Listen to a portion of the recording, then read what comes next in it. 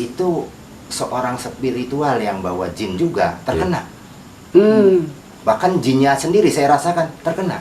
Karena itu merupakan ilmu yang langka ataupun ilmu yang sudah punah, terus bangkit kembali, apakah akan menyebar kembali sampai sekarang gitu? Apakah bisa seorang manusia menikah dengan makhluk astral? Ini saya bingung ini, karena setelahnya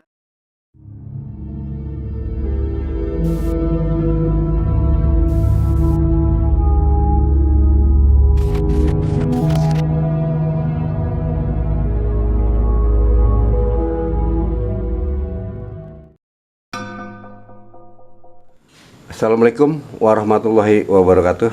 Salam jumpa kembali pada Sobat Melihat Malam, di mana kami akan mengulas dari kisah melihat satu tayangan di Malam Mencekam tentang pernikahan dengan jin yang berumur 700 tahun ya, dari dua permasalahan, yaitu masalah santet dan pernikahan.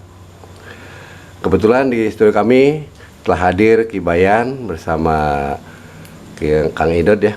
Selamat malam Kang Idot. Selamat malam Kak Ki Bayan. Selamat malam.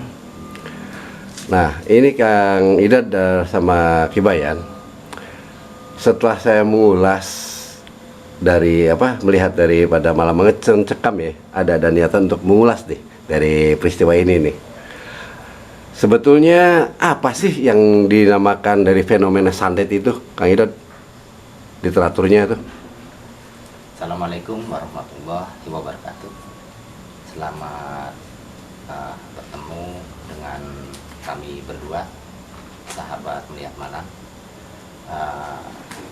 Pengertian mengenai santet sebetulnya sudah sangat lama sekali di Indonesia, itu sejak zaman dahulu sampai sekarang. Pengertian santet itu sudah menjadi umum, didengar oleh setiap lapisan masyarakat, khususnya di Indonesia. Memang tidak luput daripada pergerakan manusia, yang mana seseorang atau sekelompok manusia yang memang tidak bisa melampiaskan amarahnya atau rasa dendamnya melalui ikhtiar fisik, maka dia menggunakan cara-cara belakang ya, di luar fisik itu. Mungkin karena ketidakmampuannya dalam melampiaskan secara lisan atau fisik. Jadi dia menggunakan sisi lain, yaitu menggunakan cara-cara mistik dengan menggunakan jenis-jenis makhluk halus, yang tujuannya untuk melampiaskan dendam, persaingan dalam kehidupannya, baik itu dalam usaha maupun dalam pekerjaan. Nah, itulah dia melampiaskannya dengan cara-cara yang tidak terpuji, dengan istilah santet. Kalau menurut pandangan Ki Bayan tentang kewaskitaan perjalanan santet ini, gimana fenomenanya Ki Bayan? Ya. Assalamualaikum warahmatullahi wabarakatuh. Jadi sedikit sempat diulas sama kamu Idot ya. Kalau menurut kewaskitaan saya itu memang beragam, dalam arti kita melihat dari sudut pandang yang mana. Sebab biar gimana pun yang namanya santet itu ya tidak ada lagi sebagai medianya, itu antara lain ya sejenis makhluk gaib. Jadi kalau menurut saya simpel ya, walaupun memang pada dasarnya istilah santet itu tidak ada bukti, tapi memang apalagi hidup di Indonesia ini ya, itu sudah tidak asing lagi. Gini ya kemarin, mungkin saronanya kan makhluk halus ya, Ya. tapi dia menggunakan benda-benda lain. Bisa terjadi ya, seperti paku dahulu tuh ya, seperti beling. Ya, tapi ya. fenomena sekarang mungkin berubah begitu, bisa jadi itu. Ya itu terjadi karena perubahan daripada alam dan juga perubahan dari pemikiran-pemikiran manusia yang cenderung istilahnya berteknologi lah. Jadi dalam hal ini otomatis santet juga banyak ragamnya gitu. Tergantung kita gimana cara mengolahnya. Kalau saya ngelihat ini di video yang tadi Ya. Jampang itu membicarakan mengenai ulasan santet dari Malam Mencekam ya. Iya, Oh, Malam ya, Mencekam. di Malam Mencekam. Saya juga dengar Ya. bahwa seseorang itu terkena santet, kelihatannya saya mendengar itu dia berupa gatal. Jadi bukan berupa benda-benda Iya, iya, iya. yang keras, apa benda-benda yang tajam ya. Dahulu kan seperti itu. Ya. Nah sekarang kelihatannya kok bisa ya, istilahnya gatal apa kok bisa disebut itu santet. Iya, iya, iya. Jadi kalau menurut saya itu kembali ya istilahnya kemajuan ataupun teknologi di zaman sekarang semakin canggih. Nah, otomatis kita juga harus mengikuti gitu. Sama seperti bangsa jin. Ya. Dia juga bisa menciptakan sesuatu yang istilahnya tidak seperti dahulu. Bahkan dia bisa membawa satu virus. Saya kira begitu Kang itu. Kalau saya boleh berpendapat ya, Iya. ya Ki ya. Mungkin literatur saya juga kan energi ya. Iya, Memang energi dikenal hal-hal seperti itu. Cuma mungkin istilahnya kita tidak pakai istilah santet ya Iya. istilahnya sih. Tapi menarik suatu kuman apa virus kemudian melemparnya kepada seseorang. Iya. Mungkin kalau dalam istilah klinik umum itu disebut santet mungkin ya. Iya. Nah itu dikenal. Jadi kemampuan energi itu bisa seperti itu. Dia ngambil suatu virus, baik itu virus dari alam goib Iya. maupun dari virus-virus di semesta ini, Iya. kemudian diikat sama energi, kemudian kita melemparnya kepada seseorang. Itu kalau dalam literatur energi itu sama. Dia ada orang-orang yang mendalamin sisi-sisi gelap. Jadi mungkin sisi-sisi gelap itu ya seperti di spiritual mungkin disebut dukun lah. Iya, iya. Dukun. Nah, di literatur kita juga ada, tapi bentuknya bukan dukun. Mungkin petapa, Iya. apa dia orang spiritual, bahasanya seperti itu, cuma Iya. beda istilah aja. Iya. Mungkin kira-kira sama gitu. Di Ya. maksudnya di belahan lain ada juga yang bisa menggerakkan kuman itu dengan makhluk. Memang itu memerlukan suatu kekuatan. Artinya dalam makhluk juga tidak sembarang asal makhluk gitu. Tidak. Jadi di sini makhluknya yang betul-betul mumpuni, bahkan mungkin kalau di alam manusia dia tuh orangnya sering tirakat lah istilahnya tuh. Berarti jin khusus ya. Jin khusus, tidak seperti jin-jin yang biasa umum ya di sekitar perumahan gitu. Justru karena sebangsanya jin seperti ini kebanyakan tuh bertempat tinggal di tempat-tempat yang jauh dari keramaian. Jadi itu tinggal dibangkitkan ya menurut literatur manusianya seperti apa, kemudian ya seperti tadi seperti barter gitu Bang Idon. Ya maunya apa kita sediain. Nah itu kurang lebihnya seperti itu Kang Idon. Nah ini saya juga punya pengalaman. Ya. Boleh saya cerita sedikit ya? Ki? Silakan Kang Idon. Saya punya pengalaman, kasusnya mirip seperti ini. Jadi saya pernah nanganin seseorang. Itu maaf Kang Idon, tahun berapa kira-kira? Kalau tidak salah sekitar 2016-an lah. 2016 ya, belum lama ya, Ah. paling antara 5 tahunan. Saya awalnya tidak menduga bahwa itu sebuah santet. Awalnya tidak menduga. Waktu itu saya dipanggil teman Ya. untuk menolong istrinya yang saat itu sedang merasakan gatal, gatal yang luar biasa. Saya juga sempat heran karena sang suami itu sebagai petugas rumah sakit. Ya, itu heran. Ya. Saya sempat menolak waktu itu. Jadi begini, sudahlah urusan gatal apa itu saya nggak mengerti kata saya itu. Karena apa?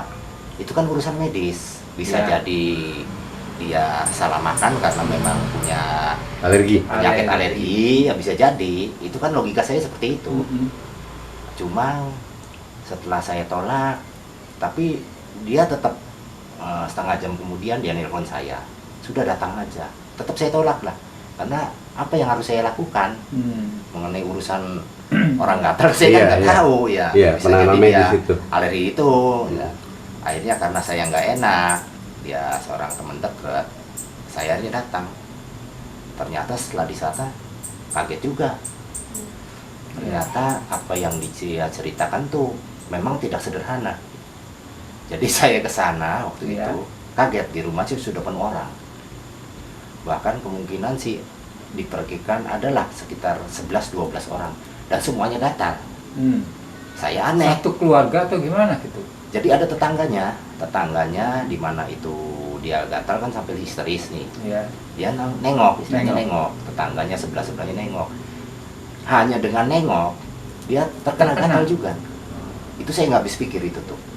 Nah, waktu saya datang, saya baru pertama kali lah menangani seperti itu. Saya aneh, kok bisa seperti ini? Umumnya kalau gatal itu kalau menular juga kan ada sebabnya. Tidak mungkin langsung hanya melihat ya, kemudian tertular. Jadi karena waktu itu saya istilahnya menghadapi demikian banyak orang yang sedang merasakan rasa gatal yang sama, ada anak kecil, ada ibu-ibu, ada bapak-bapak, itu banyak lah. Karena berarti semua itu terkena semua, gatal semua. Saya bingung, ini mau yang mana dulu yang ditanganin waktu itu. Iya. Karena saking banyaknya, akhirnya saya ngubungin teman saya, ini awalnya dari mana? Ternyata dari istrinya. Jadi yang awal gitu ya. Jadi pikir saya, inilah yang pertama saya tanganin dulu. Tapi semua minta tolong semua. Jadi penanganan sumbernya dulu ya Kang Idod ya, yang dari sumbernya dulu. Itu kebetulan saya lihat istrinya tuh saking itanya gatal sekelimaknya ya, udah mencapai titik tertinggi, mungkin sampai kemaluan sampai semua padahal. Masya Allah. Itu sampai pingsan, betul. Nah akhirnya saya ikhtiar dengan kemampuan saya bukain semua cakar-cakarnya, kelihatan uapnya banyak sekali. Dan memang rasanya seperti tangan saya itu apa sih, gatal seperti krium-krium. Jadi seperti ada yang bergerak ya gitu ya, kayak macam bergerak, semeton kayak kecil, ya, binatang kecil-kecil tuh. Iya. Mungkin itulah sejenis kuman, tapi saya nggak tahu kuman apa itu. Kalau sepengetahuan saya yang biasa gatal-gatal itu ada juga di salah satu pohon ya, kayak macam bambu tuh, bubuk bambunya tuh, bulunya tuh, atau sebutnya rawe itu. Nah itu pernah saya dengar literatur itu bahwa itu adalah ilmu santet yang tingkat tinggi yang sudah punah. Nah apakah ini dimunculkan kembali? Apakah ada seseorang yang memanggil atau gimana menurut pandangan dari Kang Idod? Karena ini baru muncul lagi kembali nih. Nah ini yang saya rasakan waktu itu sepertinya hidup. Kalau hidup kan berarti kuman nih. Iya. Mungkin seperti tadi pertanyaan dari Kang Japang itu, dia kalau rawe katanya dari bambu ya. Iya. Dari bambu kan sifatnya mati. Iya, benda mati lah. Iya. Mungkin agak beda karakternya ya. Nah, tapi kalau dia menjalar begitu digaruk, dia merambat semua. Garuk kemana, lari kemana, semua hampir seluruh tubuh kalau rawe-rawe itu. Ya sepengetahuan saya pernah ngalami juga ya, hari kata kena sabuk bambu itu. Iya. Berarti mungkin itu tergantung kalau kita menggaruknya mungkin Kang Idod. Jadi makanya kalau garuknya di sini, kita nih jangan sampai lebih gitu kemana-mana kita garukin lagi, maka akan terkena kembali. Oh gitu ya. Iya, dari awalnya umpamanya di tangan, kemudian kita ngegaruk lagi ke sini, nah ini udah kena lagi. Oh, berarti mungkin hasil garukan pertama kan mungkin ya Iya, kuman apa rawenya kan nempel di tangan nih biasanya, Ya. seperti herpes lah. mungkin. Iya, bisa merambat ya. Herpes itu ya secara medis tuh kalau kita digaruk, Iya. kuman kan ikut di sini, kita Iya. garuk lagi dia nempel ke situ. Kayaknya seperti itu. Bisa jadi seperti Ya itu. mungkin. Kang. Jadi saya memutuskan bahwa kuman itu bisa dilemparkan. Nah, tergantung tadi kualitas kemampuan Kemampuan. Seseorang itu ya. seseorangnya. Kalau memang itu seseorang yang melemparkan, Iya. apa kualitas jinnya ya, Iya. yang kemudian dari belahan sana, Iya. yang kalau menggunakan sarannya dengan media jin gitu. Iya. Mungkin itu. Tapi saya yang heran sekarang begini, yang saya alami dan saya rasakan, yang saya alami bentuk ini yang tadi Iya. saya ceritakan, Iya. itu seorang spiritual yang bawa jin juga terkena. Bahkan jinnya sendiri saya rasakan terkena, anehnya. Terkena gatal. Jadi saya berkesimpulan bahwa kuman itu, apa virus itu dari alam jin, dari alam gaib. Kegelapan ya. Terbukti dengan jinnya sendiri terkena. Nah, kalau itu kita misalkan diandaikan ya, itu udah alam sini, Iya. kan dia tidak menyentuh ke alam gaib penyakitnya. Iya. Tapi wallahu alam lah itu, karena virus itu terlalu kecil, perlu ada penelusuran yang lebih Iya, dalam. iya. Ya ternyata seperti Kang Ido tadi katakan ya, memang ada terbesit satu pertanyaan, berarti sama seperti manusia, dia juga mengalami sakit. Iya, iya. Artinya dengan menebarnya virus dari alam sana sampai ini masuk ke alam dimensi manusia itu sepertinya nggak ada batas. Oh, gitu ya. Ya. Jadi Nggak ada mungkin batas. ya tadi Ki bilang dia juga sakit ya. Ya. Mungkin sama dengan manusia. Ya. Dia terkena kuman ya. Terkena juga istilahnya serangan-serangan penyakit fisik. Ya, Mungkin dia penyakit fisiknya dia lah. Hmm. Nah, seperti itu. Ya. Betul juga. Kalau saya amatin memang kalau setiap makhluk juga kan meninggal Ya. karena dia bukan Ya. Tuhan. Iya. Mungkin sebab musababnya salah satunya sakit, di samping mungkin saling bunuh-bunuhan sebab lainnya tuh sakit Iya. manusia. Bukan begitu Ki? Iya, iya, tidak jauh berbeda lah. Manusia juga seperti itu ya. Yang namanya meninggal tuh ya penyebabnya nggak ada lagi kecelakaan atau saling membunuh atau sakit. Saya kira hampir sama. Ya. Nah, yang menjadi fenomena di sini ini, Kang Idot, karena itu merupakan ilmu yang langka ataupun ilmu yang sudah punah, terus bangkit kembali, apakah akan menyebar kembali sampai sekarang, Kang Idot? Ini masalahnya bukan apa-apa, kekhawatiran akan merambah ataupun menjalar ke yang lain. Ini yang saya khawatirkan itu. Virus ya mungkin. Iya, iya. Virus apa bentuknya rabe-rabe lah, Iya. sama ya. Ya kemungkinan.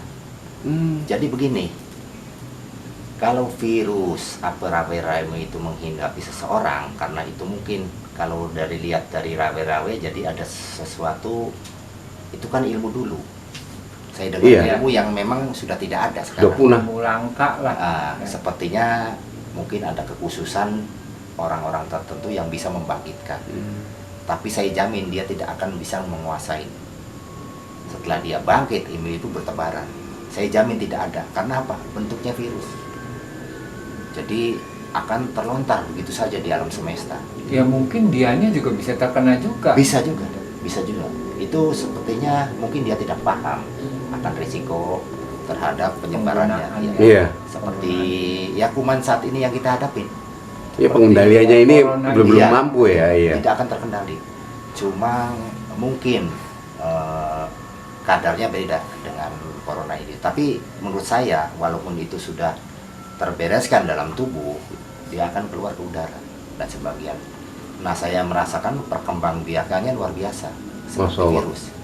Jadi tidak mati. Dia walaupun terbakar dengan energi, nah sebagian itu akan terbang, kemudian ya itu Berkembang baik lagi ya, berevolusi juga. Nah, itu biasanya akan terkena orang-orang yang mempunyai pikiran sangat negatif. sangat negatif. Nah itu frekuensinya, Ya, di frekuensi getarnya akan bertemu. Jadi itu mudah nanti dimanfaatkan sama istilahnya si orang-orang yang ahli, baik dukun maupun orang-orang yang mempunyai kekuatan hitam untuk menyakitin orang lain. Karena apa, sarananya sudah ada. Ya. Jadi ternyata untuk santet sendiri bukan cuma hanya menggunakan sarana jin, Iya. ternyata dari virus pun istilahnya bisa ditransfer atau dilempar ya. Betul, betul. Ya. Nah, otomatis itu kalau memang si pengguna itu kalau dia mempunyai satu energi, otomatis ini dia mempunyai satu kekuatan yang luar biasa kan, Dok. Iya, betul. Kemampuan Sampai yang bisa mengendalikannya. dan biasanya umumnya virus, mau itu virus dari dunia gaib maupun virus kita, itu sangat mudah sekali dia bersarang ke seseorang itu yang punya penyakit, Iya. yang punya penyakit yang sudah istilahnya sih menahun, karena itu kan busuk, jadi dia bersarang di situ. Nah kalau dia bersarang di situ itu akan berat, itu akan susah karena dia proses menyatu dengan sakitnya orang yang dituju.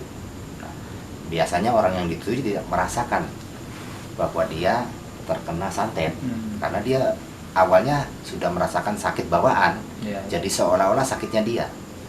Padahal ya setelah dia berobat, berkunjung kemana-mana, tidak kunjung sembuh. Biasanya ada sisi-sisi lain, ya mungkin yang dinamakan oleh orang-orang spiritual umum itu disebut santet, cuma Ya. masuknya agak lebih variasi ya, Ya. iya, variasi.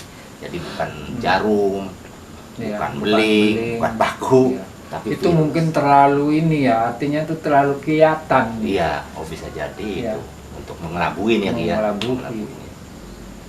Nah, ini Kak Edot, ada lagi yang istilahnya tuh dari hal itu kan tergantung daripada tingkat spiritualnya ya seseorang tuh ataupun batasan-batasan. Karena dilihat dari perjalanannya yang di malam mencekam itu, si A ngerasa menuduh tuh si B lah yang menyantet saya. Oh, iya. Karena si A nih sampai akhirnya begini, dia ritual untuk penyembuhan istrinya itu. Hari kata dia mencoba mencari kesembuhan dengan langkah dia tirakat apa, akhirnya diberilah petunjuk atau wangsit ya oleh pengalamannya dia waktu ritual itu berupa daun-daunan, sampai akhirnya Alkisah tuh istrinya sampai sembuh. Nah, terus dia meminta keadilan sama Allah Subhanahu wa taala. Sampai terjadilah dikiranya yang si B ini yang katanya yang si A ini yang katanya menyantet nih sampai meninggal. Nah, dari pihak keluarga si A ini berbalik lagi, ini si B lah yang menyantet, ini saling tuduh, ini bingung saya sendiri nih, kok saling santet ya, bingung. Sedangkan istilahnya kayak keluarga yang ingin menyembuhkan istrinya, dia hanya ingin meminta keadilan dan ingin menyembuhkan istrinya, tapi berbalik ke arah sana. Ini gimana fenomenanya ini Kang Idot atau Kibayan? Bingung saya sendiri Ya. nih. Nah, dalam hal ini ya, makanya kita harus jeli. Ya. Kita ini bermain di mana? Apalagi orang-orang spiritual. Semakin kita menanjak, artinya tuh menuju ke arah ketuhanan, itu di situ akan banyak sekali goda-goda yang akan dia temui. Jadi dalam hal ini kita juga harus hati-hati. Tidak bisa artinya kita nih menuduh secara serampangan. Nah, ini informasi ini dari mana? Apakah memang istilahnya wangsit daripada Allah Subhanahu wa taala? Apakah memang di sini wangsit ini dari bisikan-bisikan sebangsa jin? Nah, dari sini kita bisa menentukan. Makanya untuk masalah santet, ya sangat riskan sekali. Gimana menurut Kang Idot? Ya, memang fenomena itu hampir ada di setiap daerah. Permasalahan yang paling berat itu yaitu faktor dugaan apa tuduhan. Itu menjadi permasalahan yang sangat penting sekali. Bahkan dilakukan jangan lagi mungkin secara perorangan. Awalnya dia bukan orang spiritual, malah kemudian dadakan menjadi orang spiritual. Betul, Dia betul. sudah bisa menentukan saya disantet dan si A yang menyantetnya. Itu menjadi hal yang sangat mustahil. Karena orang menentukan santet itu harus sangat teliti dan memang harus ahlinya. Bahkan dilakukan juga oleh orang-orang spiritual atau orang-orang dukun yang sebetulnya salah dalam menafsirkan, yaitu nanti akan berakibat fitnah. Ya, itu yang lebih berat. Itu ya menurut literatur saya beberapa hal untuk menentukan bahwa dia terkena santet itu harus ditinjau dari beberapa faktor. Jadi tidak bisa berdiri sendiri spiritual saja, tidak bisa melihat mata kacamata dunia saja, tidak bisa. Jadi untuk istilah investigasi lah. Iya. Penelitian-penelitiannya. Penelitian harus, karena ini akan menyinggung fitnah yang lebih besar daripada pembunuhan kan, bukan? Iya, betul. Itu makanya harus berhati-hati. Jadi kita sendiri kalaupun itu menentukan ada, itu biasanya untuk kita sendiri. Jadi saya tidak mau mengarahkan ke seseorang. Hanya untuk penganalisaan ya. Saya sendiri, yang penting si pasien apa itu sembuh. Iya. Jadi itu bukan hak saya untuk menghakimi seorang apa menunjuk seseorang. Itu akan menjadi fatal. Bukan apa-apa. Kalau itu memang tidak terbukti secara spiritual, saya akan menanggung semua dosa. Tidak sebanding. Iya. Luar biasa, spiritual saya akan turun, jatuh terhempas. Jadi secara hakikat orang spiritual yang murni tidak akan melakukan itu, karena dia mengetahui orang yang membuat fitnah, ya, baik itu dalam bentuk lain-lain, apalagi dalam bentuk fitnah, dalam bentuk santet. Iya. Orang sebelah tahu bahwa ajabnya, dosanya melebihi orang yang membunuh. Nah, kita mengetahui saya membunuh aja suatu yang luar biasa bagi spiritual saya. Iya. Apalagi ini dosanya melebihi pembunuhan. Hancurlah spiritual saya serendah-rendahnya. Padahal saya tidak melakukan pembunuhan. Iya. Hanya ringan. Si A menyantet. Sepertinya ringan. Sepertinya ringan. Ajabnya lebih tinggi sekali ya. Jangan main-main. Ya. Itu punya adat kita dengan Tuhan. Nah itu saya rasa harus berhati-hati untuk ya ini sih untuk kita semua pelajaran dan untuk mungkin bagi sebagian sobat melihat malam. Iya. Nah ini ada kisah menarik lagi nih dari permasalahan video tersebut ataupun tayangan tersebut nih Kang Idot.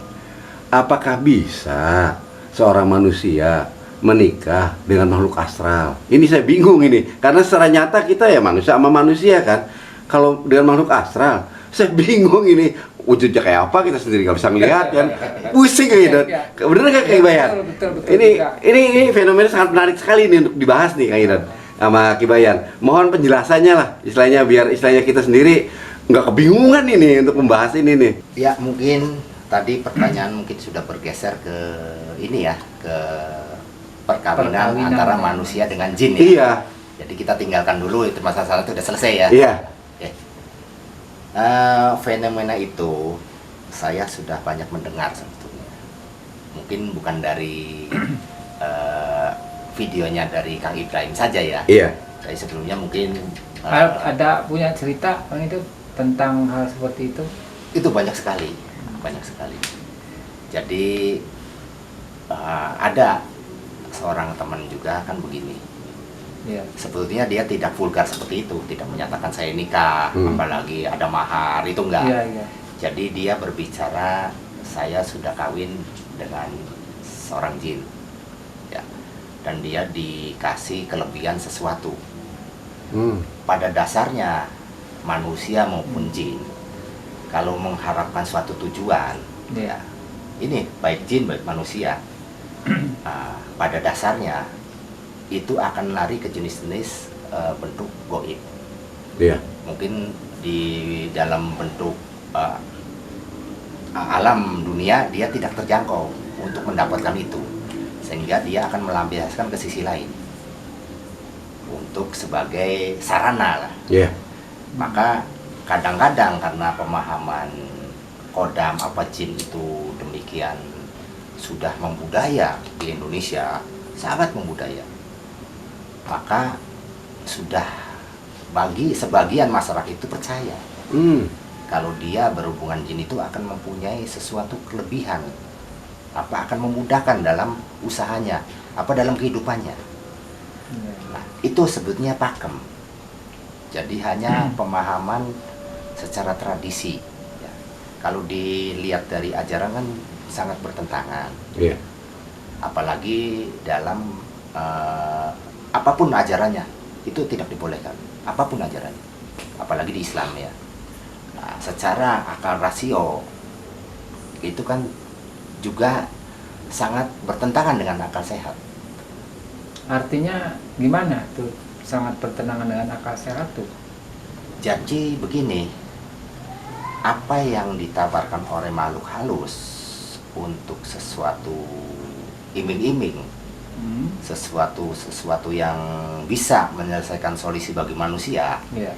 itu sebenarnya angan-angan, Semu ya. kebohongan. Kebohongan. Ya.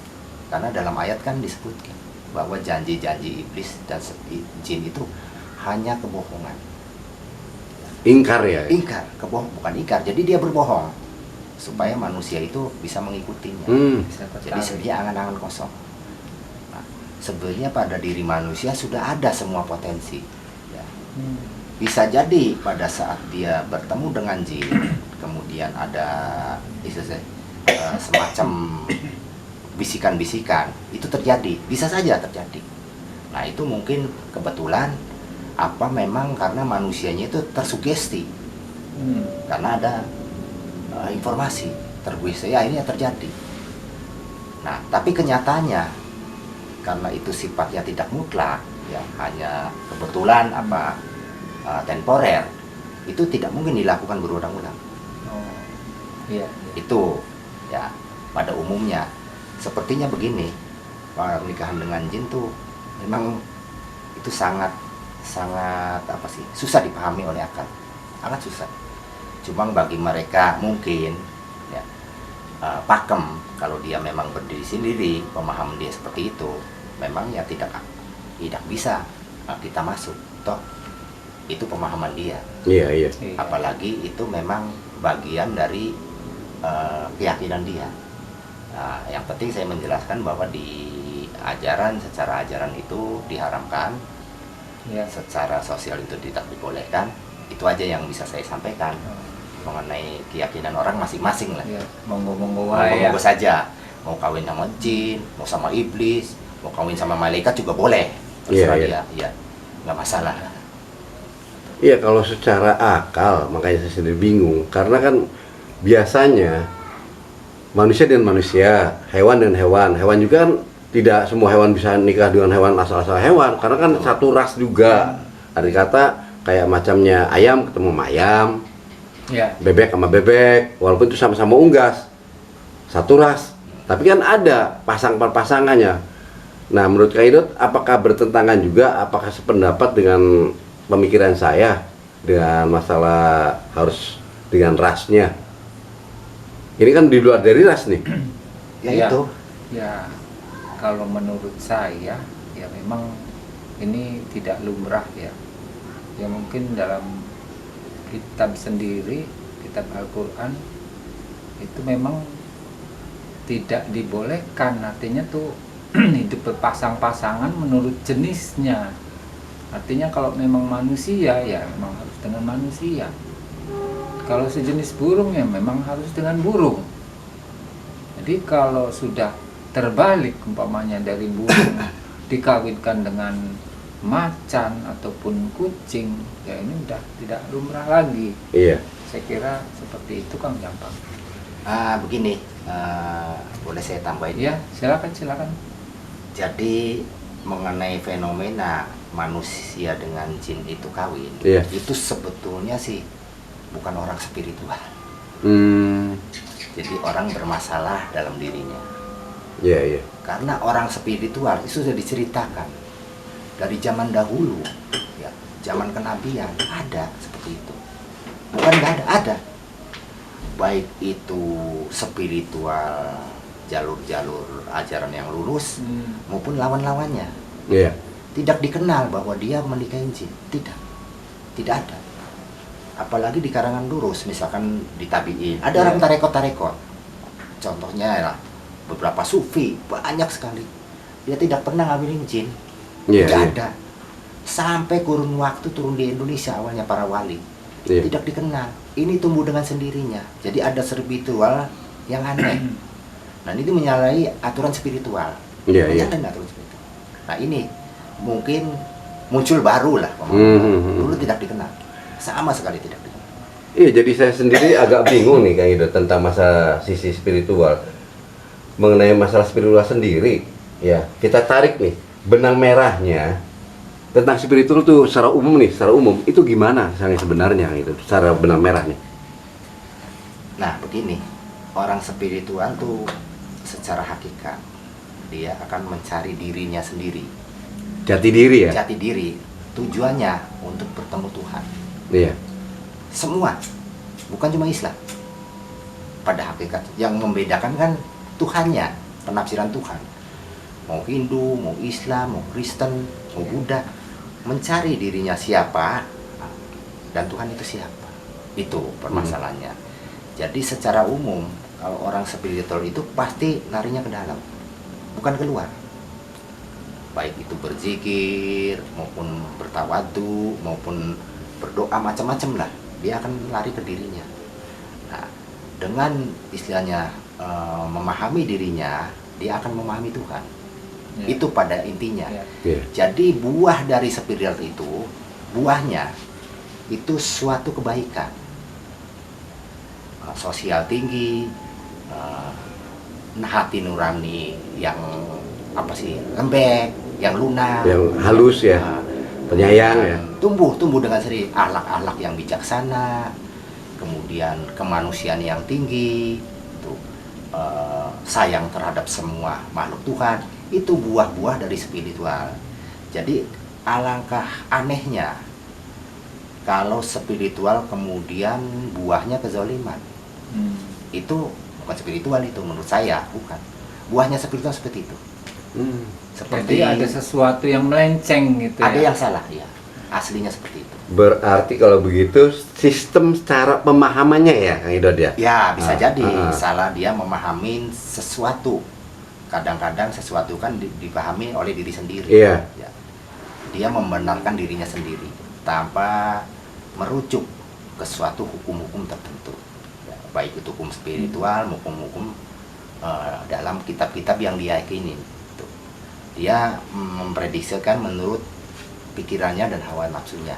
Maka timbullah hal-hal yang berbeda dengan umum. Nah, spiritual sebenarnya tidak berbeda. Seperti saya orang spiritual. Ya, Ki juga orang spiritual kan, Ya. tapi tidak melakukan itu. Bahkan spiritual itu seharusnya digunakan untuk lebih memahami hal-hal yang benar. Iya. Hal yang positif. Hal positif, seperti ibarat gini.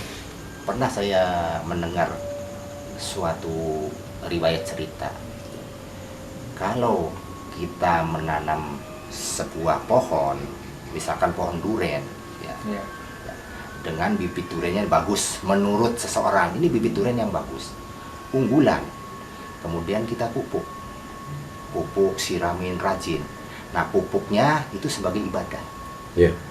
Airnya sebagai ritual-ritual yang menunjang. Pohon akan subur Iya. karena dipupuk terus. Kemudian apa? Setelah pohon besar, rindang dan berbuah, ternyata buahnya buah kedondong. Loh. Ada yang salah. Harusnya kan pupuknya benar, Iya. Pupuknya benar. ibadahnya benar, pemahamannya benar, macam-macam lah. Disiram juga, pohonnya benar. Kok kenapa buahnya tidak manis, tidak harum, jadi buahnya kedondong. Ada yang salah ini. Iya, dari sisi pemahamannya iya, ada kata Itu ibarat literaturnya. spiritual tuh buahnya itu. Jadi harusnya ya durian lagi Iya. dengan rasa yang harum. Kok kenapa buahnya kedondong? Nah, kita harus koreksi apa? Nah, mungkin sudut pandang yang salah. Bisa jadi peribadatan dia ada yang melenceng. Iya. Bisa jadi penafsiran terhadap pohonnya. Nah, karena dia tidak tahu jenis pohon mana lain, pohon kedondong itu dianggapnya pohon duren. Bisa Iya, jadi iya. memang dipupuk, ya buahnya kedondong. Iya, iya. Nah, kurang lebihnya seperti itu, Ki, untuk memudahkan memahami nih. Iya, sampai istilahnya Ya kayaknya gamblang sekali orang Hidot ya. Ya. Memang seperti itu. Jelas. Jadi sebelum kita ke sana artinya tuh ya harus tahu dulu gitu. Kita mengerti dulu tentang dari penanaman pohonnya. Iya. Ini jelas gitu. Dari pupuknya. Ya insya Allah hasilnya juga akan sesuai dengan yang diharapkan. ya, berarti terutama bibitnya dulu dong ya, kita harus tahu cikal bakalnya ini apa nih. Harus kejelasannya jelas-jelas, Iya. ada literaturnya.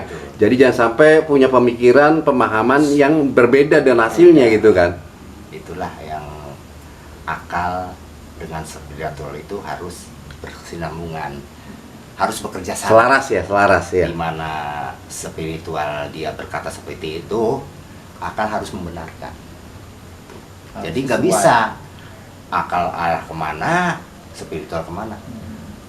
Akal maksudnya akal otak nih, Iya. pikiran. Nah itu harus selaras. Karena apa? Menurut cerita atau spiritual, akal itu goib, Iya. Ya. bentuknya goib akal itu.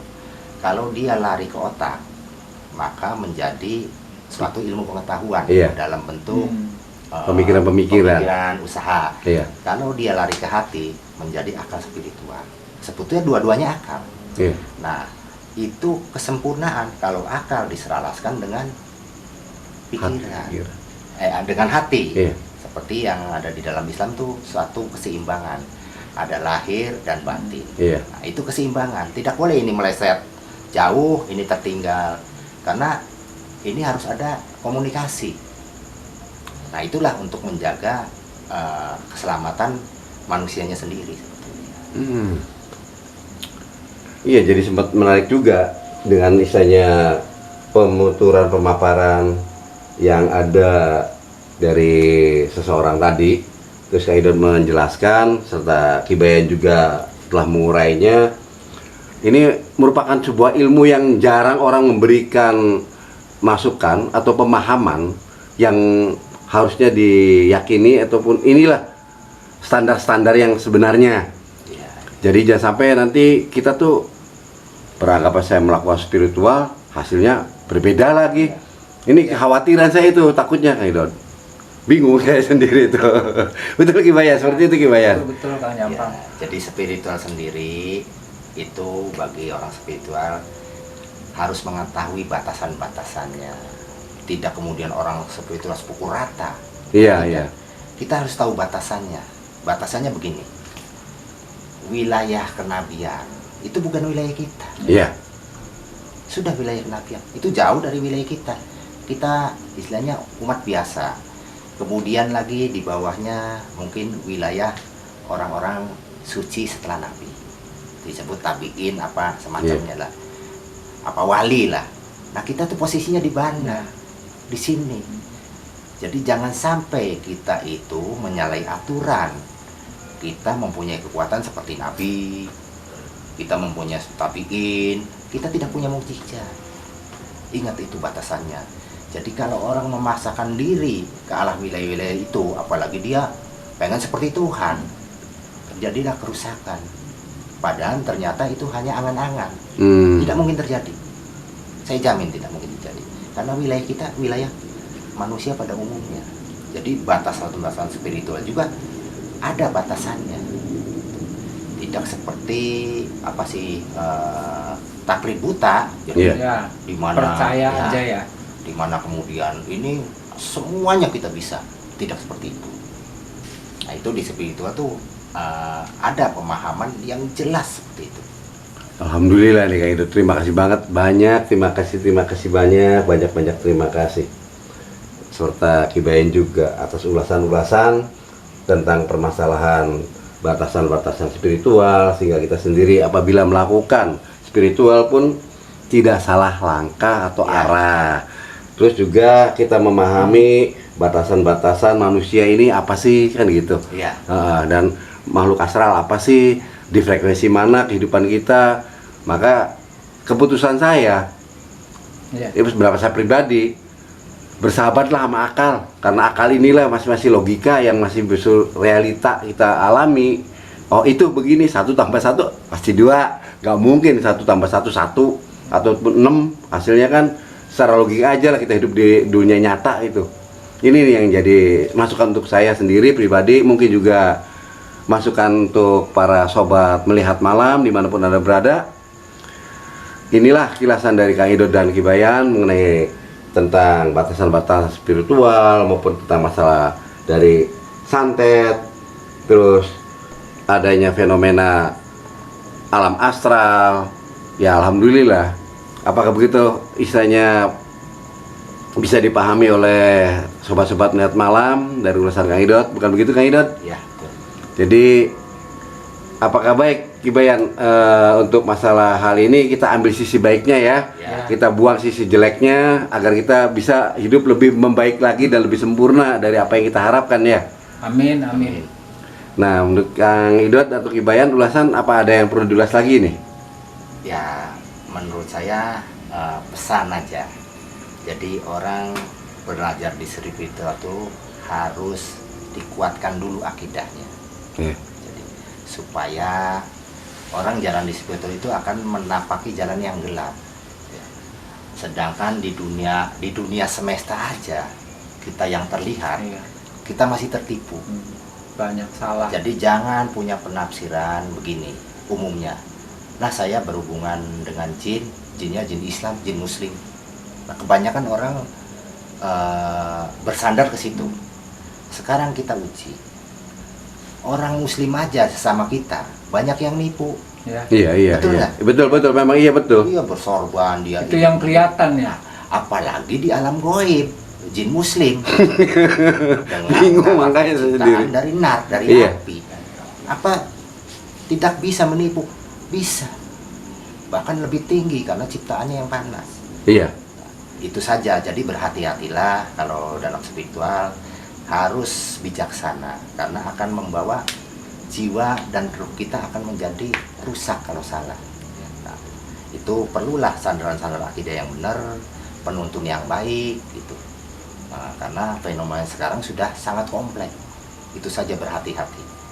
Ibarat di spiritual seorang berjalan di tepi jurang. Ya, kalau salah sedikit dia tergelincir, apa? Tidak akan balik lagi. Gitu. Jadi di situ tergelincirnya itu dalam penafsiran orang-orang tabiin itu dalam kesesatan. Jadi dia tergelincirnya bukan seperti tergelincir jatuh kayak kita luka, kesesatan dan tidak akan balik lagi. Masya Allah. Maka itu berhati-hati. Itu aja pesan saya. Mudah-mudahan bisa bermanfaat bagi para sahabat melihat malam ya. Iya. Ya khususnya kita semua di sini. Kalau Kibayan gimana nih? Apakah ada pesan untuk sobat-sobat kita di Melihat Malam? Ya, pesan saya sih tidak banyak ya. Sebelum kita melangkah, kita harus dipikirkan terlebih dahulu. Kembali, kita jangan menjauhi yang namanya akal. Itu aja saya kira. Oke, terima kasih sekali atas pesan-pesannya dari Kibayan dan Kang Idot. Kepada sobat-sobat Melihat Malam dimanapun Anda berada, inilah penuturan pemaparan dari pendapat spiritual secara kewaskitaan dan secara energi telah diungkap agar sobat-sobat Melihat Malam dimanapun Anda berada bisa memahami. Mohon dengan sangat hati-hati dan teliti ya, jangan sampai berpendapat menurut sendiri. Akhirnya nggak ada yang bisa membenarkan ataupun mengoreksi kita ini takutnya nih. Jadi begitulah akhir tuturan dari pengulasan saya Jampang bersama kru Melihat malam di sini mohon diri. Assalamualaikum warahmatullahi wabarakatuh.